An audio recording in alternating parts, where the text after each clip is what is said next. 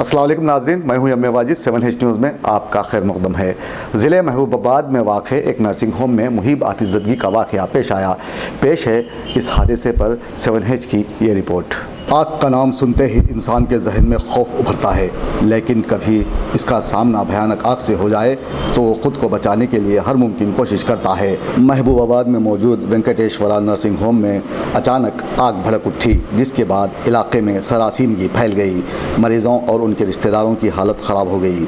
उन्हें बेइंतहा परेशानी की हालत में देखा गया। जब आग फुरो अमला आग पर काबू पाने की कोशिश में लगा हुआ था, तब मरीज़ों को बड़ी मुश्किलों से बाहर लाया गया। बड़ी जिद्दोजहद के बाद इस आग पर काबू पाया गया। पुलिस ने एक केस दर्ज रजिस्टर करते हुए तहक़ीक़ात का आगाज़ कर दिया है। यहाँ हुकूमत की यह ज़िम्मेदारी बन जाती है कि आग पर काबू पाने के मौसर इक़दामात करने और मरीज़ों की हिफाजत को यकीनी बनाने वाले इदारों को दवाखाने खोलने की इजाज़त दी जाए।